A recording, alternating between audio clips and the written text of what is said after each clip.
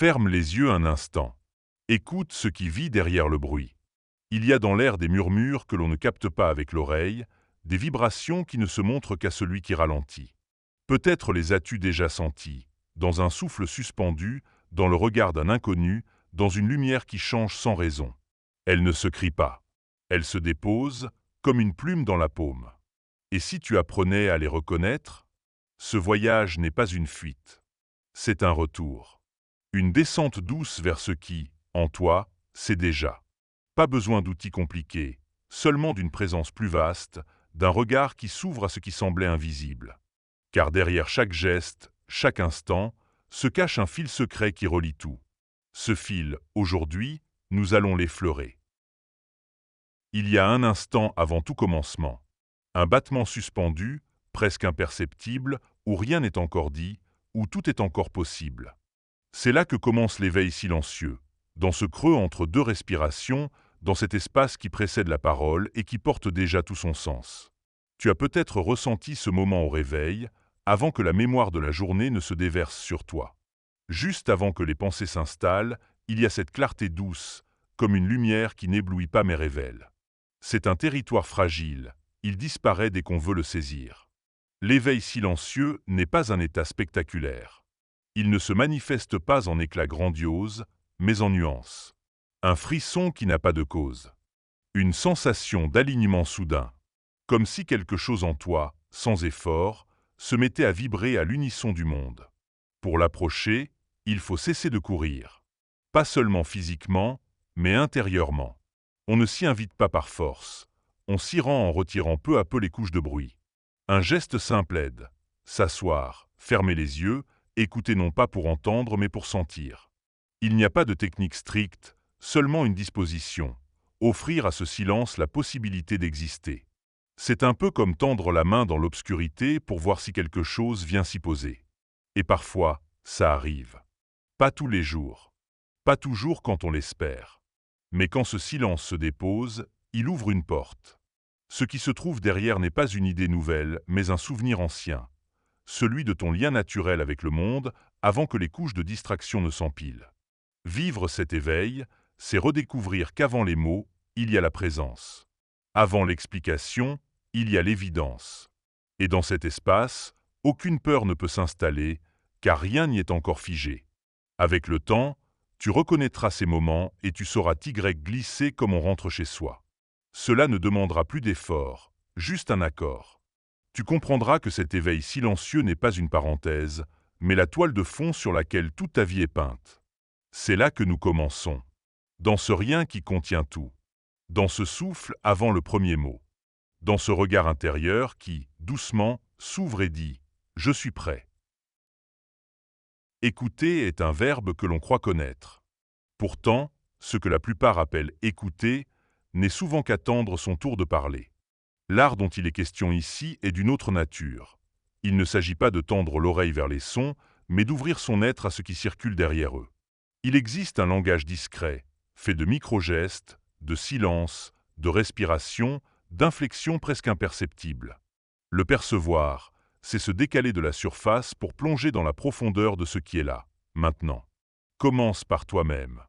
Écoute la manière dont tes pensées se présentent, les pauses entre deux idées, les tensions dans ton corps qui se contractent à certains mots. Il ne s'agit pas de juger, mais d'observer. Car dans cette observation, tu entends déjà plus que ce qui est dit. Puis, élargis ce champ à l'autre. Quand quelqu'un te parle, note ce qui change dans son visage quand il aborde certains sujets, ce qui se crispe ou s'illumine dans sa voix. Peut-être même que ce qu'il ne dit pas résonne plus fort que ses phrases. Cette écoute demande de renoncer à vouloir tout comprendre immédiatement. Elle implique de ne pas remplir le vide, mais de le laisser te parler. Car le vide n'est jamais vide. Il est plein d'informations subtiles, de sensations, d'énergie en mouvement. Tu verras que cette écoute te transforme. Elle ralentit ton rythme intérieur. Elle te fait passer du rôle de récepteur passif à celui de témoin vivant. Et ce témoin-là ne se contente pas d'accumuler des données. Il ressent. Un secret. Pour écouter ce qui ne s'entend pas, il faut que toi-même tu deviennes silencieux à l'intérieur. Si ta tête bourdonne de pensées, si ton corps est agité, le langage discret du monde ne pourra pas passer. Le calme est la membrane qui te rend réceptif. Dans cette posture, même le vent devient un messager. Une lumière qui se déplace dans la pièce prend un sens nouveau. Le bruit lointain d'un train devient une note dans la symphonie du moment. Tout parle, tout le temps. Mais pour entendre, il faut cesser de filtrer selon tes attentes. Avec la pratique, cette écoute ne restera pas cantonnée au moment de méditation. Elle deviendra une habitude. Tu entendras la vérité dans un soupir, la joie dans un silence, la peur dans un mot anodin. Et tu verras qu'en offrant cette écoute, tu offres à l'autre quelque chose de rare, la sensation d'être réellement perçu. C'est par là que commence le dialogue profond. Un échange qui n'est plus fait seulement de mots, mais d'échos. Et dans ces échos, tu découvriras une part de toi que tu n'avais jamais entendue. Il existe, juste à la lisière du visible, des espaces que l'on ne peut pas atteindre par la seule logique. Des lieux intérieurs et extérieurs qui ne se révèlent pas à la vue ordinaire, mais qui s'ouvrent quand on change de regard. On les appelle parfois dimensions invisibles, mais ces mots sont trop petits pour les contenir. Ces passages ne sont pas réservés à quelques initiés. Ils sont là, tout autour de toi, à chaque instant. Il suffit d'apprendre à les reconnaître. Ce qui les distingue, c'est la qualité de présence qu'ils demandent. Le premier chemin, c'est celui de l'émerveillement. Quand tu t'autorises à voir le monde comme si c'était la première fois. Une feuille qui tombe, un parfum qui traverse l'air, un éclat de rire au loin. Ces instants simples sont des portes. Tu n'as qu'à les franchir en restant attentif à ce qu'ils éveillent en toi. Le deuxième chemin passe par l'attention au corps. Ton corps est un capteur d'informations que ta pensée ignore souvent. Une chaleur qui monte, un frisson, une détente soudaine. Ce sont des signaux. En les accueillant, tu découvres que ton corps sait lire des choses que ton esprit ne voit pas. Le troisième chemin, plus subtil encore, est celui de l'imaginaire conscient. Non pas l'imagination qui s'évade pour fuir, mais celle qui se déploie comme un pont. Visualiser, ressentir des images intérieures, c'est entraîner à percevoir des réalités qui ne se matérialisent pas encore dans le visible, mais qui existent déjà dans le champ du possible. Pour avancer sur ces chemins, il faut accepter de perdre le contrôle. L'invisible n'entre pas dans les cadres stricts que l'on impose au réel. Il aime l'espace, la souplesse, l'accueil sans condition. Si tu tentes de le forcer, il se referme. Si tu lui offres ta disponibilité, il se manifeste. Un jour, tu verras peut-être que les synchronicités, ces coïncidences qui semblent chargées de sens, ne sont pas des hasards, mais des signes que tu es déjà sur le seuil d'une autre dimension. Elles sont comme des clins d'œil que la vie t'envoie pour t'inviter à continuer. Et puis, il y a les moments où, sans prévenir, tu sens que tu es dedans.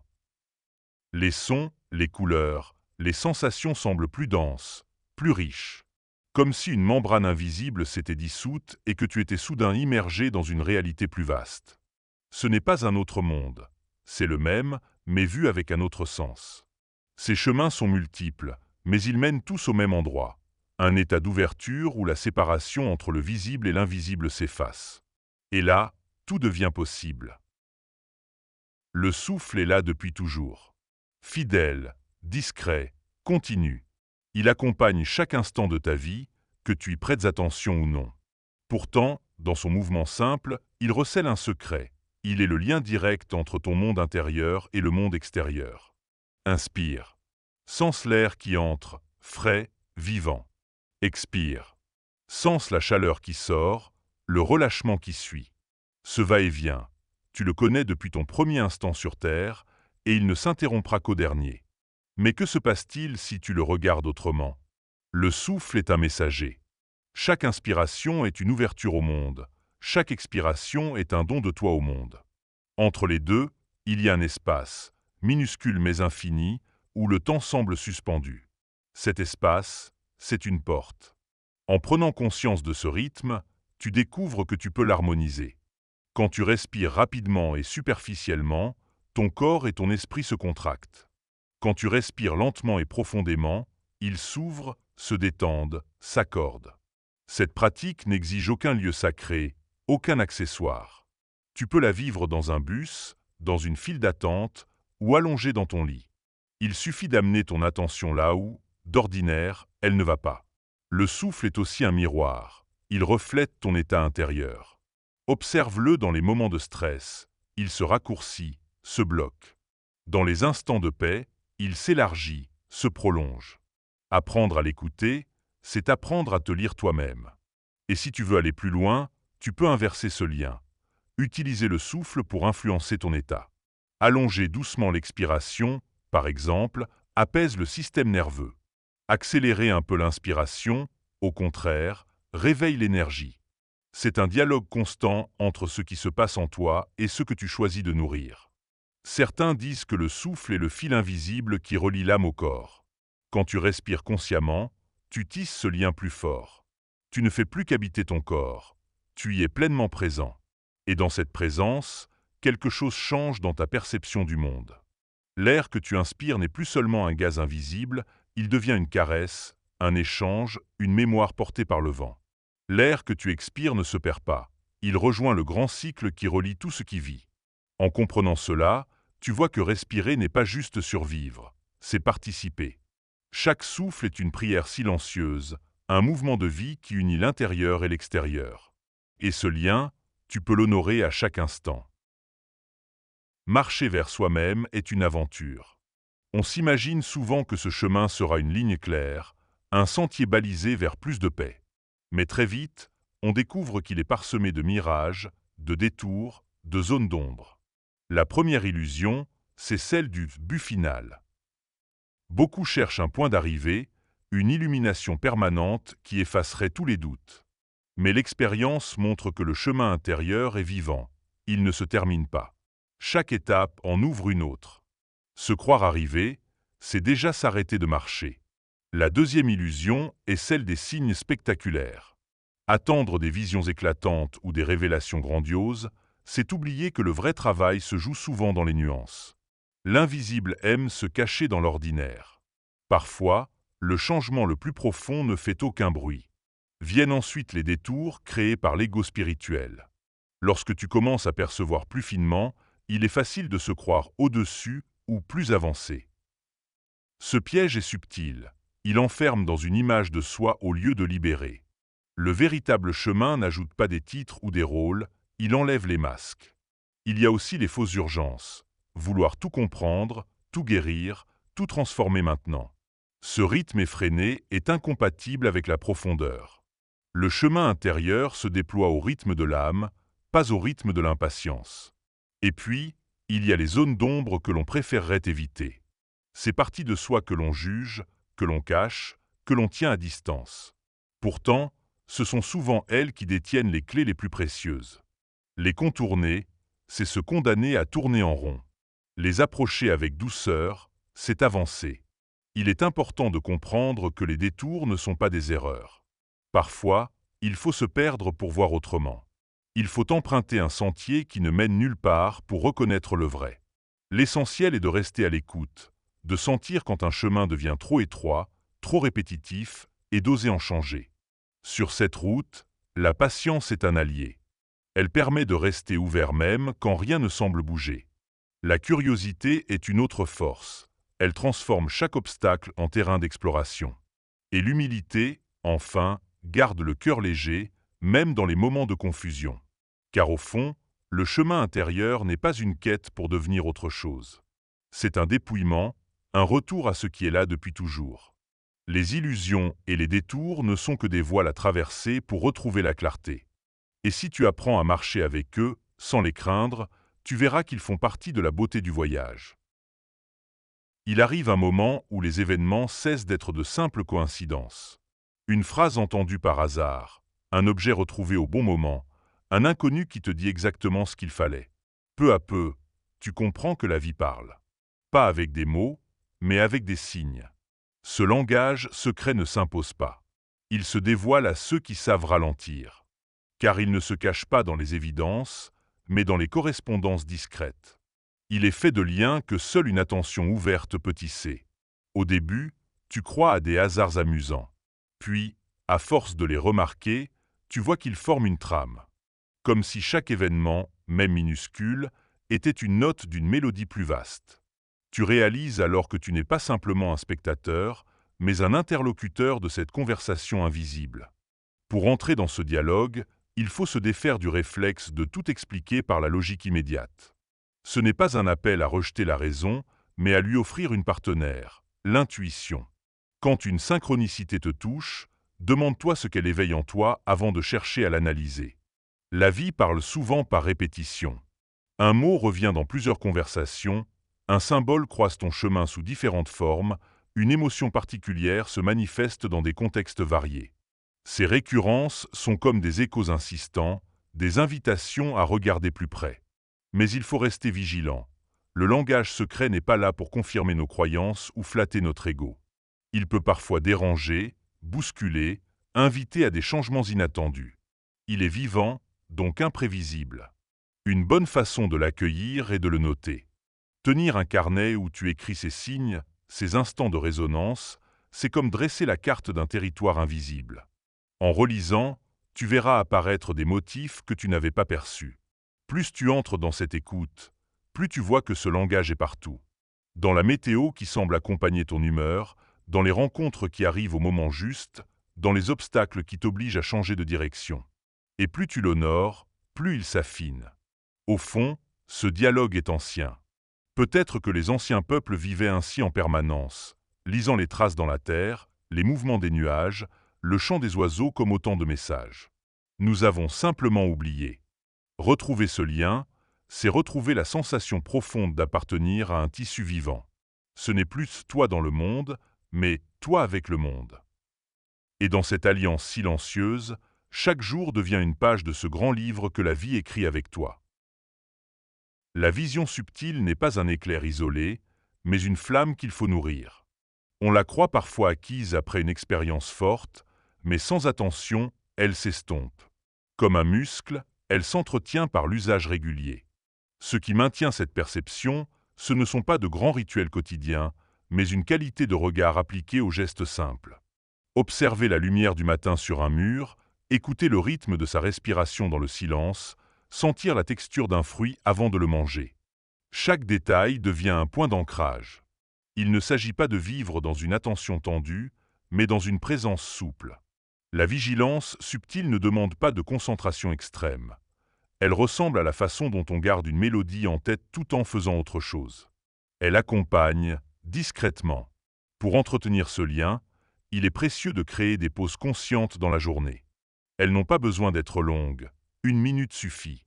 Un arrêt pour ressentir tes appuis au sol, pour regarder le ciel, pour écouter un son lointain. Ces micro-moments sont comme des rappels à la profondeur. Un autre outil est la mémoire sensorielle. Lorsque tu vis un moment d'harmonie ou de clarté, prends le temps d'en imprimer la sensation en toi. Plus tard, tu pourras la convoquer comme un fil conducteur vers cet état.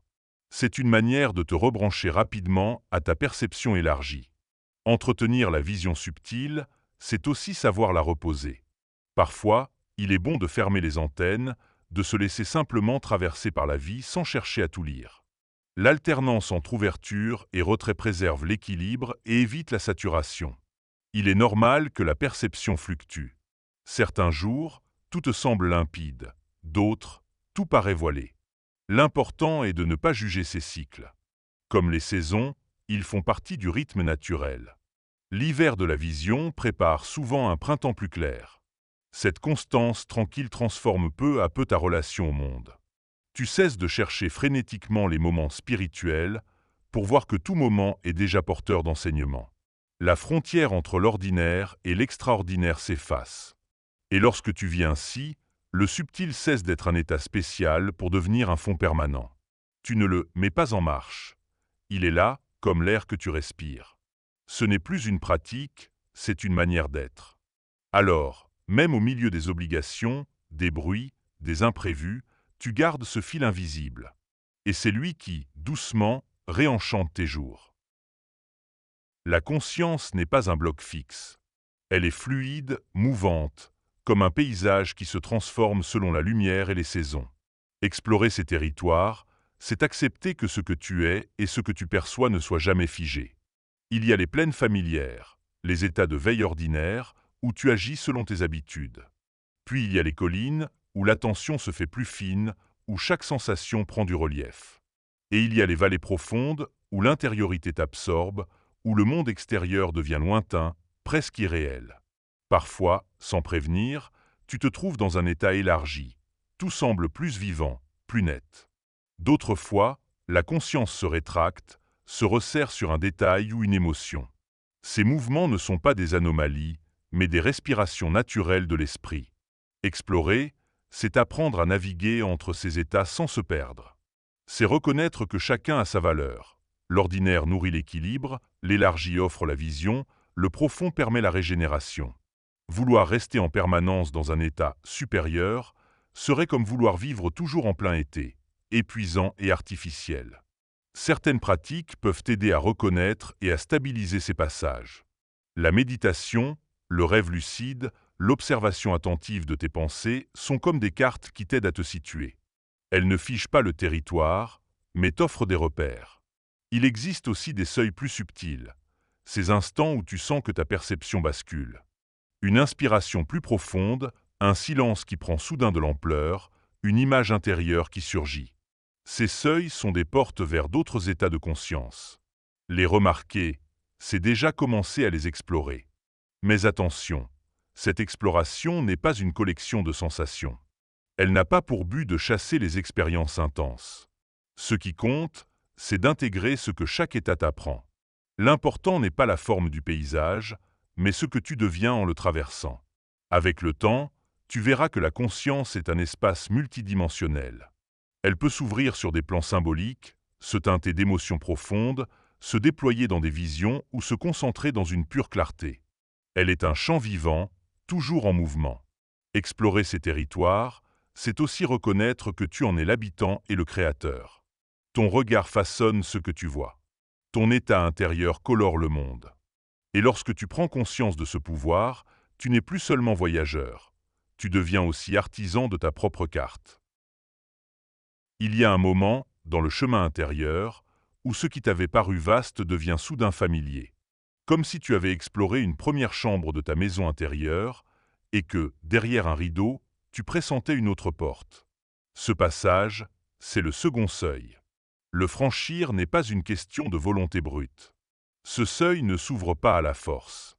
Il répond à une qualité d'être, à une maturité silencieuse qui s'installe avec le temps et l'expérience. Pourtant, certains outils peuvent t'aider à t'y préparer. Le premier est la clarté d'intention. Savoir pourquoi tu avances évite de te perdre dans les détours.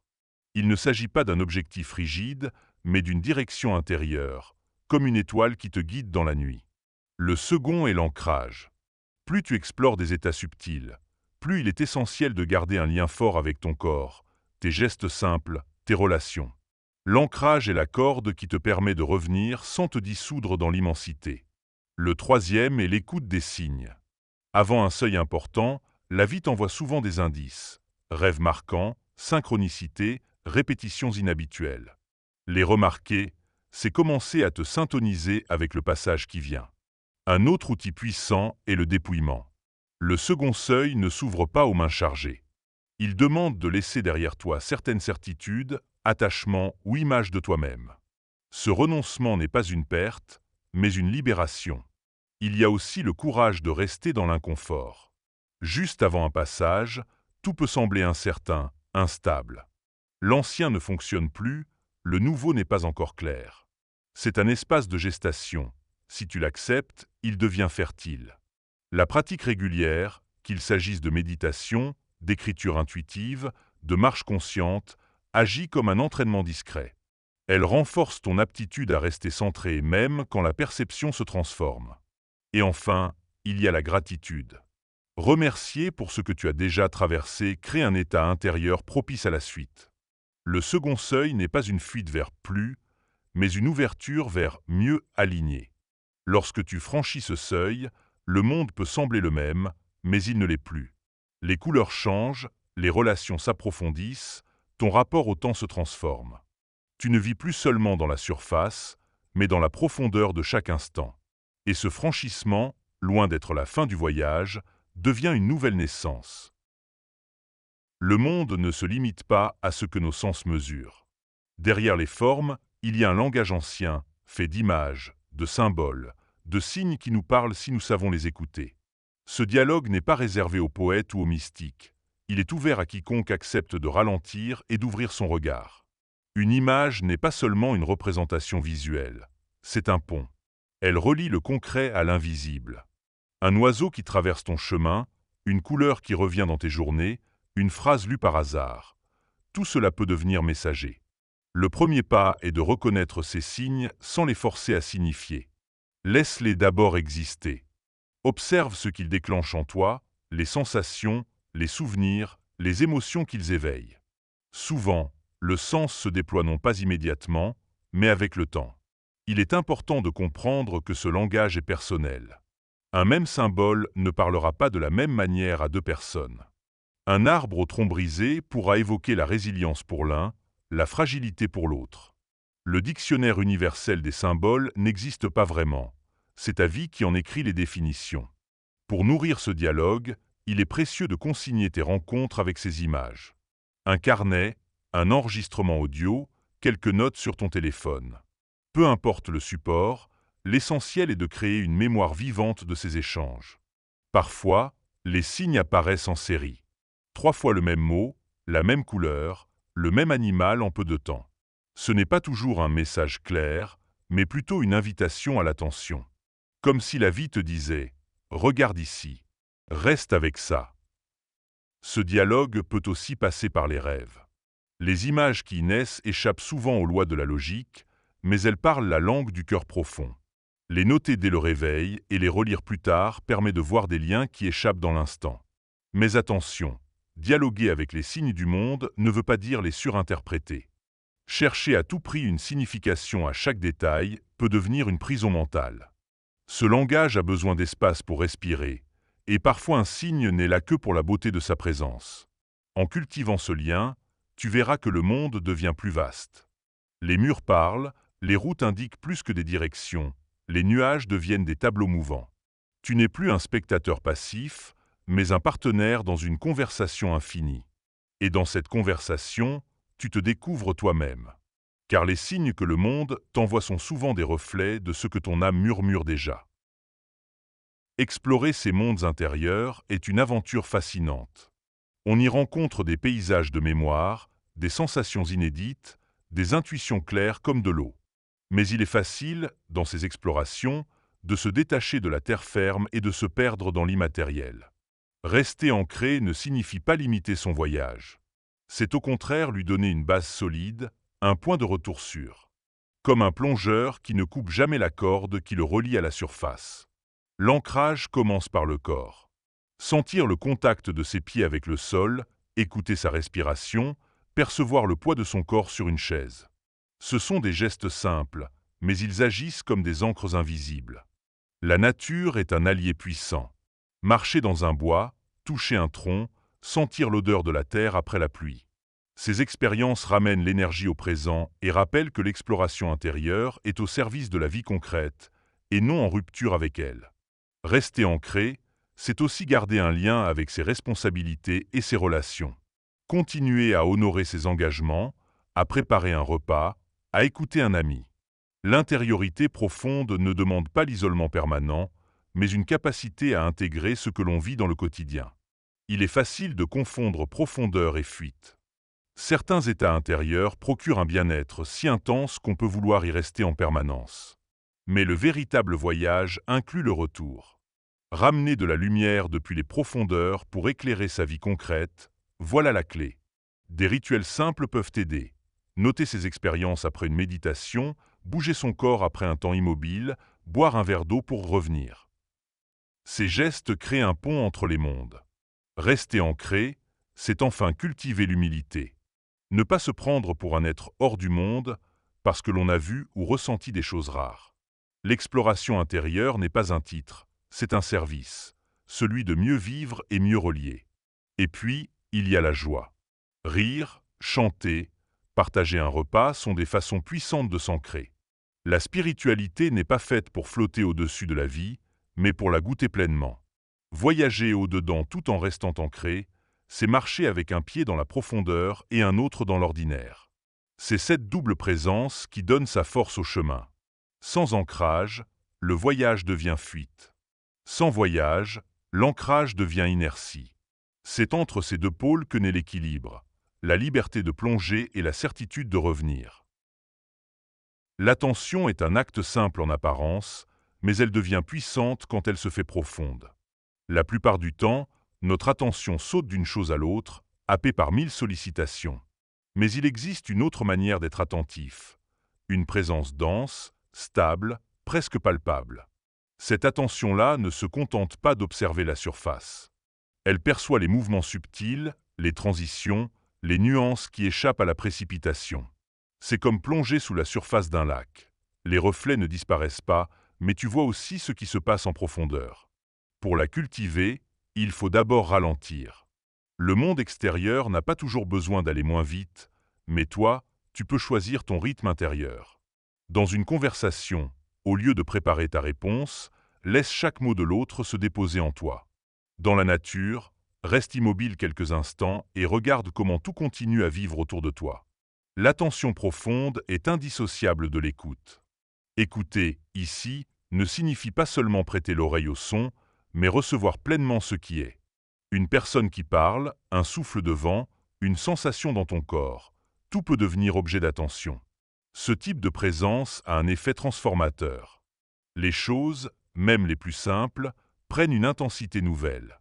Manger devient un rituel, marcher devient une méditation, regarder quelqu'un devient un acte de reconnaissance. Il faut aussi accepter que cette attention ne soit pas permanente. Elle va et vient, comme la respiration. Parfois, tu te perdras dans tes pensées ou dans la vitesse des événements. Ce n'est pas un échec. Le simple fait de remarquer que tu t'es éloigné est déjà un retour. L'attention profonde demande aussi une certaine douceur envers soi. Si elle se transforme en tension, elle perd sa qualité. Il ne s'agit pas de surveiller le monde, mais de l'accueillir avec curiosité et ouverture. Avec le temps, cette manière d'être devient naturelle. Tu ne forces plus ton attention, elle s'installe comme une lumière de fond. Et cette lumière éclaire aussi l'intérieur. Les pensées se clarifient, les émotions se déposent, les décisions se prennent avec plus de justesse. La sagesse naît souvent de cette posture. Pas de grandes proclamations, mais un savoir silencieux, enraciné dans l'expérience directe de chaque instant. En étant pleinement présent, tu deviens disponible à ce que la vie veut vraiment te dire. Et plus tu pratiques, plus tu verras que ce n'est pas toi qui tiens l'attention, mais l'attention qui te tient. Comme si tu devenais un canal à travers lequel le monde et toi-même pouvaient vous rencontrer pleinement. Habiter un instant, c'est plus que simplement le traverser. C'est y prendre place comme on prend place dans une maison, en ouvrant les yeux, en sentant l'air, en laissant le corps se détendre. Vivre chaque moment avec justesse ne veut pas dire qu'il sera toujours agréable, mais qu'il sera pleinement vécu. La justesse n'est pas un idéal figé. Elle est mouvante, comme un accord musical qui se règle en permanence. Ce qui est juste dans une situation peut ne pas l'être dans une autre. L'art consiste à sentir ce qui résonne, ici et maintenant, et à s'y ajuster sans rigidité. Pour habiter chaque instant, il faut d'abord y entrer tout entier. Ni en avance, ni en retard. Ni retenu par hier, ni happé par demain. Juste là. Ce n'est pas toujours facile. L'esprit aime voyager ailleurs. Mais chaque retour au présent est une victoire silencieuse. La justesse demande aussi de l'écoute. Écouter son corps qui signale la fatigue, son cœur qui appelle au repos ou au mouvement, son intuition qui murmure un oui ou un non. Ces signaux sont comme des instruments dans un orchestre. S'ils sont accordés, la musique de ta vie sonne plus vraie. Il ne s'agit pas de contrôler chaque seconde, mais de collaborer avec elle. Parfois, la justesse est dans l'action. Parfois, elle est dans l'inaction. Parfois, c'est parler. Parfois, c'est se taire. Le discernement vient avec la pratique et la présence.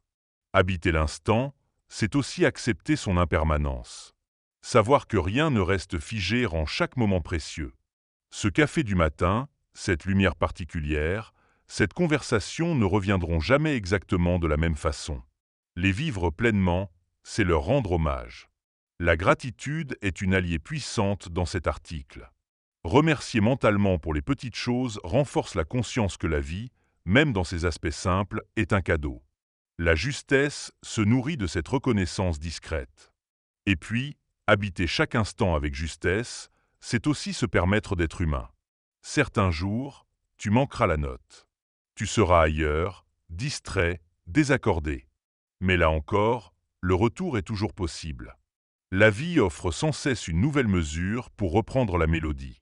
Avec le temps, cette manière d'être transforme le rapport au monde. Les gestes perdent leur automatisme, les paroles gagnent en poids, les regards deviennent plus vrais. On ne vit plus en attendant quelque chose, mais comme si chaque instant était déjà la réponse. Alors, habiter chaque instant avec justesse devient plus qu'une pratique, c'est une façon d'aimer la vie. Une vie où chaque respiration, chaque silence, chaque rencontre est une note juste dans la symphonie de ton chemin.